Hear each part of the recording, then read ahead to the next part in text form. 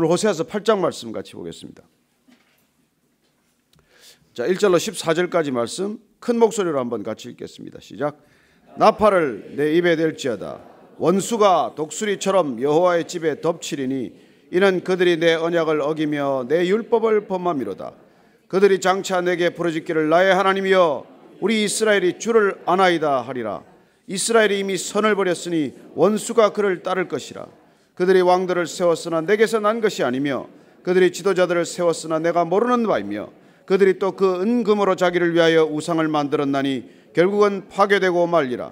사마리아여 내 송아지는 버려졌느니라. 내 진노가 무리를 향하여 타오르나니 그들이 어느 때야 무죄하겠느냐. 이것은 이스라엘에서 나고 장인이 만든 것이라. 참 신이 아니니 사마리아의 송아지가 산산조각이 나리라. 그들이 바람을 심고 광풍을 거둘 것이라. 심은 것이 줄기가 없으며 이삭은 열매를 맺지 못할 것이요 혹시 맺을지라도 이방 사람이 삼키리라. 이스라엘은 이미 삼켜졌은즉 이제 여러 나라 가운데 있는 것이 즐겨 쓰지 아니하는 그릇 같도다. 그들이 홀로 떨어진 들나귀처럼 압수르러 갔고 에브라임이 값주고 사랑하는 자들을 얻었도다. 그들이 여러 나라에게 값을 주었을지라도 이제 내가 그들을 모으리니 그들은 지도자의 임금이 지어준 짐으로 말미암아 쇠하기 시작하리라. 에브라임은 죄를 위하여 제단을 많이 만들더니 그 제단이 그에게 범죄하게 하는 것이 되었도다. 내가 그를 위하여 내 율법을 만 가지로 기록하였으나 그들은 이상한 것으로 여기도다. 그들이 내게 고기를 제물로 드리고 먹을지라도 여호와는 그것을 기뻐하지 아니하고 이제 그들의 죄악을 기억하여 그 죄를 벌하리니 그들은 애굽으로 다시 가리라. 이스라엘은 자기를 지으신 이를 잊어버리고 왕궁들을 세웠으며 유다는 견고한 성읍을 많이 쌓았으나 내가 그 성읍들에 불을 보내어 그 성들을 삼키게 하리라. 아멘. 오늘 아침 집을 나오다가 집 대문 앞에 놓여져 있는 신문의 톱 제목이 우리 국민의 90%가 지금 위기라고 생각한다는 거예요. 경제가 위기다. 그리고 절대적인 다수의 국민들이 지금 위기다라고 생각하고 있음에도 불구하고 이 위기에서 벗어나는 방법, 벗어날 길을 찾는 데는 서로 주저하는 것 같아요.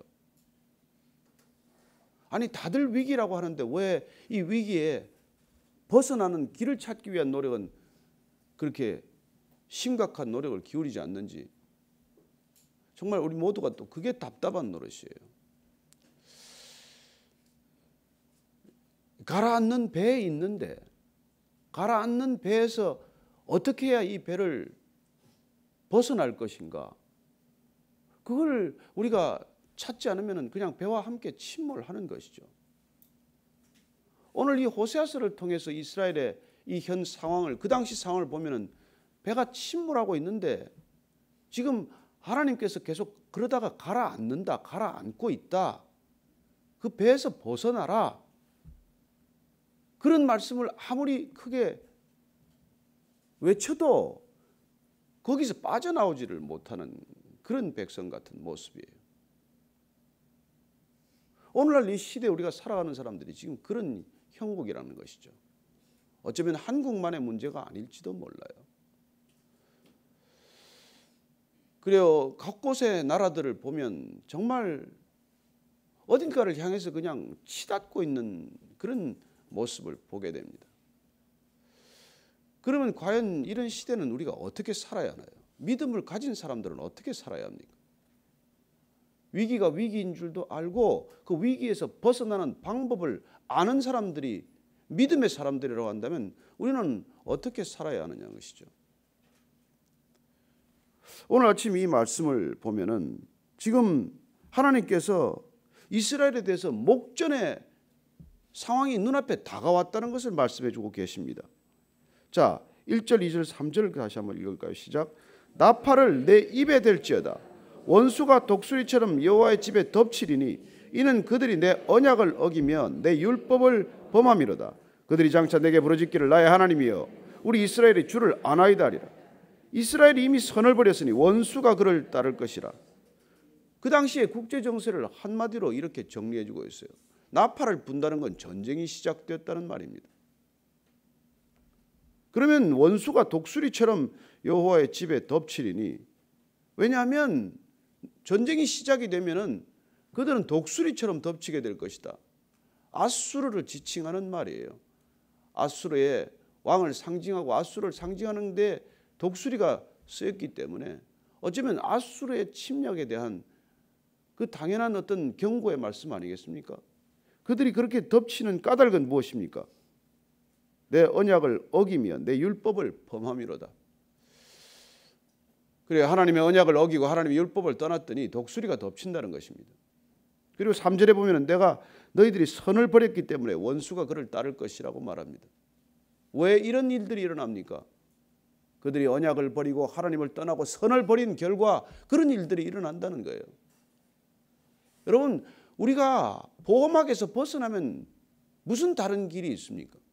하나님께서 선으로 덮고 계신다는 것을 우리가 잊어버리고 그 선의 손길을 우리가 거치고 성가시다고 그걸 떨쳐버리면은 우리를 따르는 손길이 있다는 거예요. 그게 바로 악의 손길이고 그게 원수의 손길이라고 말합니다. 우리는 가끔 우리가 얼마나 많은 보호의 손길 아래 있는지를 잊어버려요. 우리가 얼마나 많은 은혜의 손길에 덮여 있는지 우리는 까마득히 잊어버립니다. 그래서 우리가 은혜의 젖줄기에서 흘러나오는 그 은혜에 얼마나 많은 혜택을 누리는지를 우리가 잃어버리기 때문에 까마득히 잊어버리기 때문에 우리는 나 혼자 성큼성큼 위험으로 걸어 들어가는 모습을 보게 됩니다. 어린아이들의 삶이 그렇고 미숙한 사람의 삶이 그렇지 않습니까? 여러분 우리가 선을 떠난다는 것은 곧 하나님을 떠나는 것이죠. 하나님을 떠나는 순간 우리는 바로 원수의 손에 목덜미를 잡히는 존재가 되는 것이죠.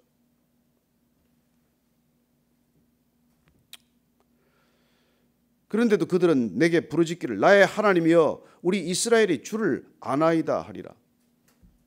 그리고 그렇게 위기의 상황에 빠졌음에도 불구하고 그들은 여전히 하나님을 안다고 말할 거예요.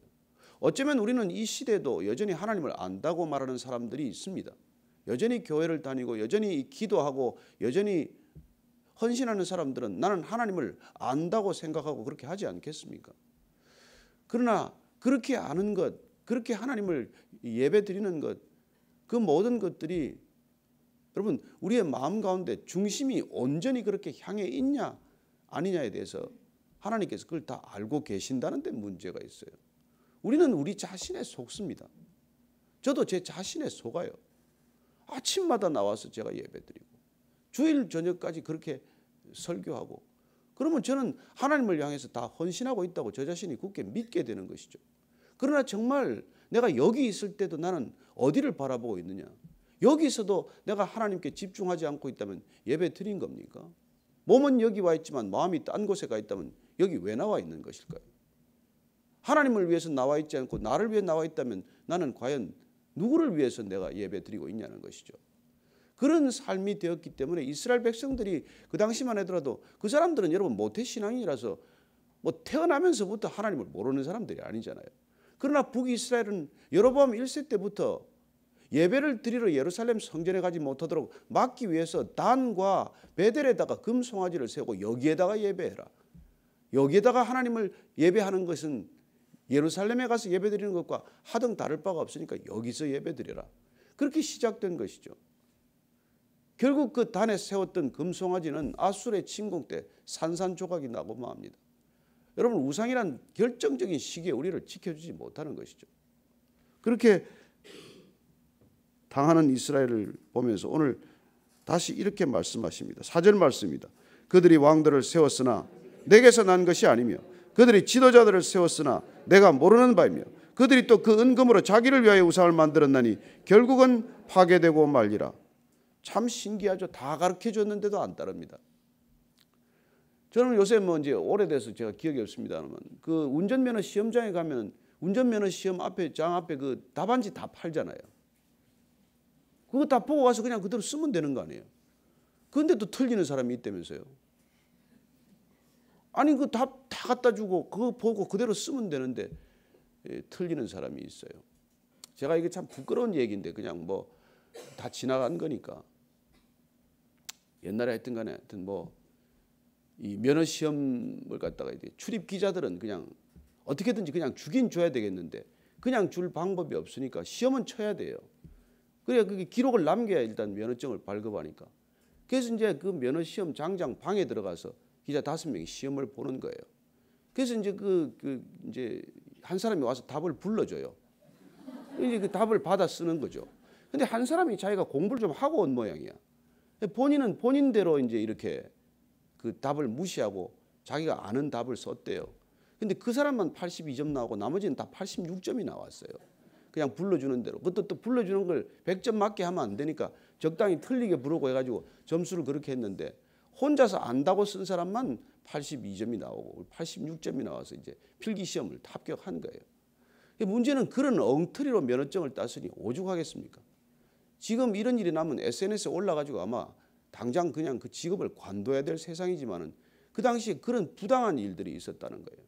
그런데 그렇게 부당한 일을 겪고 나서 제가 부끄러운 고백이지만은 운전면허를 제대로 따지 않았기 때문에 얼마나 많은 사고를 일으켰는지 몰라요. 여러분 시험을 제대로 쳐야 그리고 그걸 제대로 패스해야 운전의 기본 교양과 상식이 갖춰질 것인데 그냥 그걸 무슨 특권이나 특혜처럼 그걸 땄기 때문에 그냥 이게 늘 불안한 운전이 되는 거예요. 일생 동안 그렇게 잘못 운전을 배운 결과 제대로 못 배운 결과 지금도 차가 운전이 불안하고 저는 성도들을 안 태웁니다. 제 차 타면 목사에 대한 실망을 넘어서서 인간에 대한 실망을 할까 봐서 제가 운전한 차를 안 태워요. 이게 여러분 이 기초가 잘못되면 이렇단 말이에요. 이스라엘 신앙의 기초가 북이스라엘의 신앙의 기초를 이 왕들이 잘못 만든 거예요. 그럼 그 왕들이 하나님이 세웠냐는 거예요. 그 지도자들 누가 세웠습니까? 사람이 세운 거란 말이에요. 그래서 정말 이 지도자들에 따라서 나라 전체가 이게 거들나는 나라가 되는 것이죠. 지금 이 땅을 보십시오. 정말 뭐 경제도 위기지만 가장 큰 위기의 뿌리는 뭐예요? 정치 아닙니까? 그 지도자들 도대체 어떻게 된 지도자들입니까? 나라는 관심에도 없고 그냥 파당의 이익, 정당의 이익이라면은 국가 예산을 볼모로 잡고 하여튼 해서는 안 될 일만 골라서 하는 사람들 같지 않습니까? 제가 설교 때 그런 얘기 잘 안 하는 이유는 목사들이 워낙 잘못하니까 할 말도 없어요.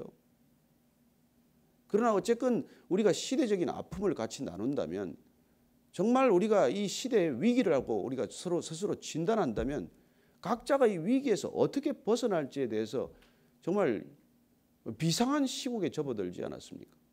이게 지금 보시면 이렇게 나라가 거들날 거라고 얘기를 하고 있잖아요. 예? 사마리아에 대해 송아지는 버려졌느니라. 내 진노가 무리를 향하여 타오르니 그들이 어느 때야 무지하겠느냐. 이것은 이스라엘에서 나고 장인이 만든 것이라 참 신이 아니니 사마리아의 송아지가 산산조각이 나리라. 아니 사마리아의 송아지 금송아지가 지금 아수르의 침공으로 산산조각이 나기 전에 이게 다 얘기를 해줬잖아요.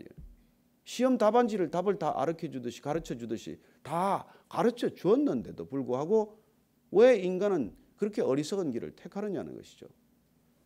그래서 인간의 어리석음보다 더 지독한 게 없고 인간의 어리석음보다 끝이 없는 게 없다는 거죠.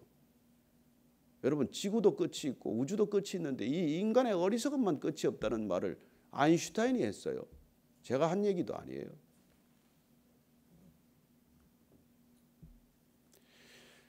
정말 이렇게 살아가는 삶의 이걸 갖다 한마디로 이렇게 일러줍니다. 7절 말씀이에요. 시작.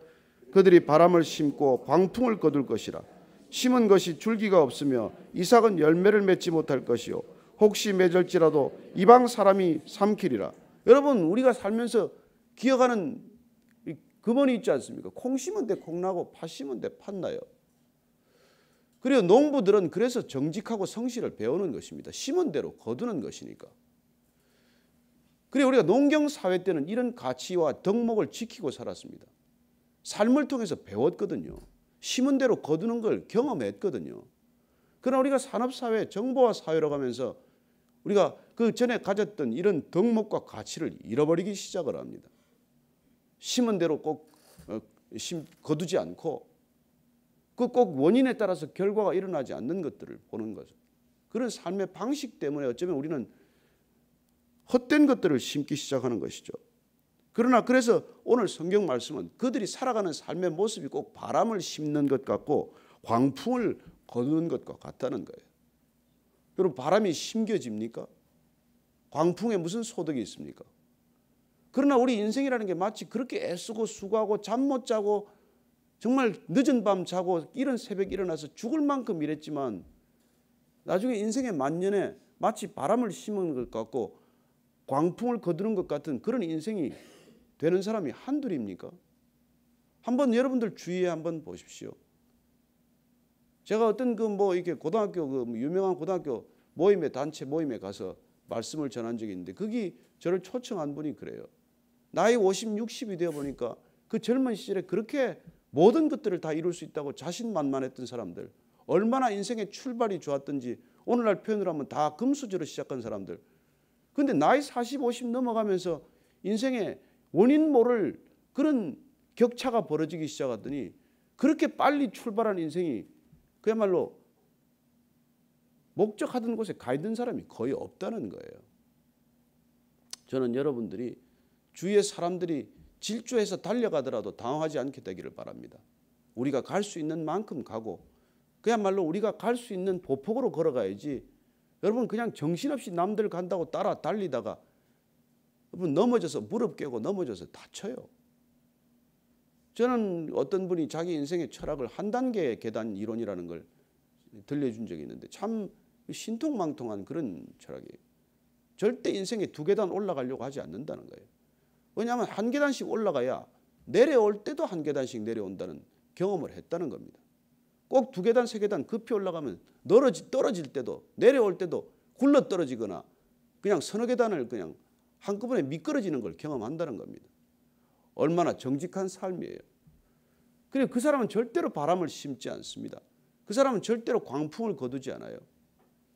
저는 신앙이란 그런 믿음의 사람이란 그런 정직함과 그런 농부의 근성과 심정을 가지고 살아가는 사람이라고 믿습니다. 저는 이 아침에 여러분들이 심은 대로 거둘 것을 믿습니다. 여러분들이 기도의 씨앗을 뿌린 대로 거둘 것이라고 믿습니다. 내 당대에 거두지 못하더라도 오늘 거두지 못하더라도 그러나 반드시 그 열매를 맺을 것이라는 것을 믿으시기 바랍니다. 제가 신학교 다닐 때 아프가니스탄 선교사로 다녀오신 분이 50년 전에 다녀와셔서 신학교 교수를 하고 있는데 당시가 갔을 때 1950년대 아프가니스탄 가서 정말 기도와 눈물의 씨앗을 뿌렸지만 단 하나도 거두지 못했다고 말했습니다. 그러나 50년이 지나서 그 땅에 다시 복음이 전해지기 시작하고 그들이 복음을 받아들일 수 있는 까닭은 50년 전에 눈물로 그렇게 기도의 씨앗을 뿌린 때문이라고 본인이 얘기하는 것을 들었습니다. 저는 여러분들이 오늘날 이 시대에 우리가 뿌려야 할 것은 이 아침에 바람을 뿌리는 것이 아니고 바람을 심는 것이 아니고 기도의 씨앗을 심게 되기를 바랍니다. 우리가 뿌린 기도의 씨앗은 반드시 싹이 트고 가지를 내고 열매를 맺을 줄로 믿으시기 바랍니다. 하나님의 말씀을 씨앗으로 뿌리는 사람은 기쁨의 단을 추수할 것이라고 말합니다. 여러분, 우리가 이 아침마다 이렇게 예배드리고 기도하는 까닭이 무엇입니까? 우리 인생에 절대로 우리는 바람을 심고 광풍을 거두지 않을 것을 믿기 때문이라는 것을 기억하고 아침 예배에 나오게 되시기를 바랍니다. 이스라엘은 이미 삼켰은즉 이제 여러 나라 가운데 있는 것이 즐겨 쓰지 아니하는 그릇 같도다. 이렇게까지 지금 다 말씀해 주고 계세요. 홀로 떨어진 들나귀처럼 아수르를 갖고 에브라임이 값주고 사랑하는 자들을 얻었도다. 얼마나 이게 듣기 거북한 말씀인지 몰라요. 여러분, 들나귀는 정욕을 주체하지 못하는 그런 짐승이에요. 이게 그냥 아수르에 가서 도움을 청한 것이죠. 침략할 나라에 가서 도움을 청한 것입니다. 에브라임이 값주고 사랑하는 자들을 얻었도다. 돈을 주고 몸을 파는 사람을 얻어왔다는 뜻이에요. 그래요. 결국 그들은 이 말씀대로 가서 여러분 은 1만 달란트인가를 주고 고용을 해와요. 빌려와요. 그런데 그들에게 나중에 당하고 마는 것이죠. 그들이 여러 나라에게 값을 주었을지라도 이제 내가 그들을 모으리니 그들은 지도자의 임금이 지워준 짐으로 말미암아 쇠하기 시작하리라. 여러분, 지도자가 백성들을 더 강고하게 만드는 것이 아니라 더 무거운 짐을 지우고 더 지도자들이 백성들을 약하게 만들어가는 그런 모습을 보게 됩니다. 강장 밑에 약졸이 없다는 말이 있습니다. 정말 지도자를 잘 만나면은 연약한 백성들도 힘을 얻을 터인데 하나님의 백성들이 지도자를 잘못 만나니까 이런 형국이 되고 만다는 것이죠. 11절 말씀 읽습니다. 시작. 에브라임은 죄를 위하여 제단을 많이 만들더니 그 제단이 그에게 범죄하게 하는 것이 되었도다. 제단을 많이 만들더니 결국은 그 제단이 범죄하는 것이 되었다고 말합니다. 그들이 단과 베델에만 단을 세운 것이 아니라 또 세겜에도 단을 세우고 금송아지 단을 세우고 제단을 그렇게 많이 만들더니 결국은 그것들이 다 올무가 되었다는 것이죠. 그래서 나중에 하나님께서 제발 이 성전 문을 닫는 사람이 있으면 좋겠다 탄식하는 음성을 듣게 됩니다. 어쩌면 이 시대는 다릅니까? 이 시대도 교회가 문 좀 닫았으면 좋겠다. 하나님께서 그런 말씀 우리에게 들려주시지 않겠습니까? 제발 사방에 생기는 것이 교회인데 교회 문 좀 닫았으면 좋겠다. 그런 말씀을 하실지도 모를 일 아니겠습니까? 그렇게 교회 많이 짓고 그렇게 많은 성전을 짓더니 그들이 하는 것이 하나님에 대한 범죄라고 한다면 하나님께서 얼마나 통탄하시겠습니까? 내가 그들을 위하여 내 율법을 만 가지로 기록하였으나 그들은 이상한 것으로 여기도다. 그들이 내게 고기를 제물로 드리고 먹을지라도 여호와는 그것을 기뻐하지 아니하고 이제 그들의 죄악을 기억하여 그 죄를 벌하리니 그들은 애굽으로 다시 가리라. 이스라엘은 자기를 지으신 이를 잊어버리고 왕궁들을 세웠으며 유다는 견고한 성읍들을 많이 쌓았으나 내가 그 성읍들에 불을 보내어 그 성들을 삼키게 하리라. 이렇게 말씀해 주셨을 때 돌이키면 얼마나 좋겠습니까? 그러나 그들은 꼭 이 말씀대로 행해 나가는 것을 보게 됩니다. 오늘 보니까 그들은 결국 애굽으로 돌아가리라. 애굽에서 하나님께서 일껏 불러내서 출애굽시켜서 가나안 땅에 보냈더니 이 백성들이 기어이 애굽으로 또 돌아갔다는 거예요. 바벨론에 끌려가는 것이 여러분 애굽으로 되돌아가는 것인 줄 아시죠? 아수르에 끌려가는 것이 바로 애굽으로 되돌아가는 것인 줄 아시죠? 저는 이 이스라엘 백성들의 어리석은 모습을 보면서 이 시대 구원받은 백성들, 믿음의 백성들, 크리스찬들이 다시 한번 깨어나야 할 때라고 믿습니다. 일껏 구원받았는데 다시 세상으로 돌아가요? 일껏 하나님께서 세상에서 건져놨는데 또 세상으로 빠져듭니까? 여러분 세상에 우리가 다시 가겠지만 세상의 중심에 서겠지만 세상에 빠져 사는 것이 아니라 세상을 일으키기 위해 세우는 사람이 되어야 한다는 것이죠. 애굽에서 나오지 않았습니까? 또 애굽으로 돌아가면 어떡합니까? 그래서 성경 전체를 통해서 우리는 애굽에서 사는 때가 있습니다. 출애굽하는 때가 있어요. 광야의 삶이 있습니다. 그러나 그 광야의 삶은 가나안에 들여보내기 위한 삶 아닙니까? 그러면 가나안에서 이 가나안에 들어간 목적을 잃지 않고 가나안 땅을 하나님의 땅으로 만드는 그 미션, 그 목적을 수행해야 할 터인데 그 목적을 수행하지 못하면 그들은 다시 애굽과도 같은 바벨론, 애굽과도 같은 아수르로 가게 된다는 거예요. 저와 여러분은 어느 땅에 있습니까? 지금 여전히 애굽입니까? 아니면 지금 광야 생활 중입니까? 아니면 주님께서 지금 가나안 땅을 우리에게 허락하셨습니까? 아니면 가나안 땅에서 우리가 제대로 살지 못해서 나는 또 애굽으로 돌아가는 것 같은 모습이 되고 말았습니까? 저는 오늘 이 말씀을 통해서 하나님께서 우리가 하나님의 목적을 잃어버리면 우리가 하나님의 사명에 이끌리는 삶을 살지 않고 세상의 충동에 이끌리는 삶을 살면 다시 애굽으로 돌아가서 다시 노예로 전락한다는 것을 기억하라는 경고의 말씀에 귀 기울이는 아침 되기를 축복합니다. 그래서 우리가 이 애굽 같은 세상, 바벨론과 아수르 같은 세상, 이 세상을 향한 우리의 기도 제목은 여러분 저 땅에 사는 백성들도 긍휼히 여겨 주옵소서. 그게 우리의 기도 제목이 되어야지 저 사람들처럼 살게 해 주옵소서. 그게 우리의 기도가 될 수는 없는 일 아닙니까? 아침에 다시 한번 이 기도의 자리에 오신 여러분을 축복하면서 우리가 다시 기도의 제목을 새롭게 가다듬습니다. 저들처럼 기도하지 않게 하여 주옵소서. 우리가 어제 사도행전의 말씀을 통해서 들었지만은 성령 세례받고 기도가 달라졌습니다. 성령 세례받고 사람이 달라지더니 기도의 제목이 달라졌습니다. 우리가 오늘 주님께 다시 올려드리는 이 기도 제목이 하나님 90% 백성들이 위기라고 알면서도 위기에서 어찌할 바를 모르는 이 백성들 다시 한번 긍휼히 여겨주시고 그들이 무릎을 꿇고 두 손을 들고 여호와는 나의 하나님이다 그렇게 기도하는 백성 되게 하여 주옵소서. 한번 그렇게 전심으로 기도하십시다. 하나님 아버지, 이 백성들이 다시 한번 하나님께 겸비하여 무릎 꿇는 백성 되게 하여 주옵소서. 하나님, 교회가 다시 한번 주님 앞에 무릎을 꿇게 하여 주옵소서. 하나님, 성도들이 성도답게 정말 거룩을 회복하게 하시고 경건의 모양을 갖추되 경건의 능력은 잃어버린 백성 되지 않게 하시고 오직 주 앞에서 정말 다시 한번 믿음으로 두 손을 들고 통회하고 자복하며 주 앞에 부르짖는 백성들 되게 하여 주옵소서.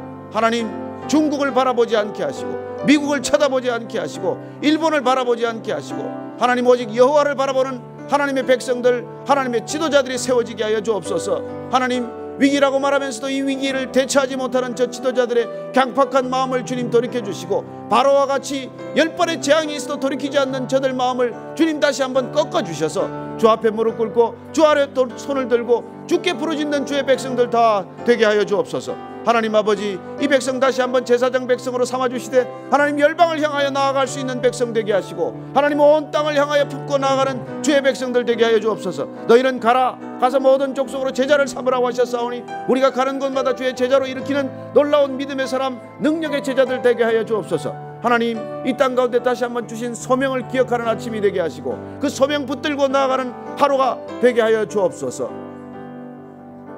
이제는 십자가에서 그 소명을 우리에게 일깨워 주신 우리 구주 예수 그리스도의 은혜와 하나님 아버지의 무한하신 사랑과 성령의 인치심, 기름 부으심이 오늘 주님께서 그토록 경고의 말씀을 낱낱이 소상히 세세히 들려주심에도 불구하고 어리석은 길 떠나지 못했던 이스라엘 백성처럼 살지 않고 주의 백성으로 살기로 결단한 이 자리에 고개 숙인 모든 믿음의 지체들 위해 지금부터 영원까지 함께 하시기를 간절히 축원하옵나이다. 아멘.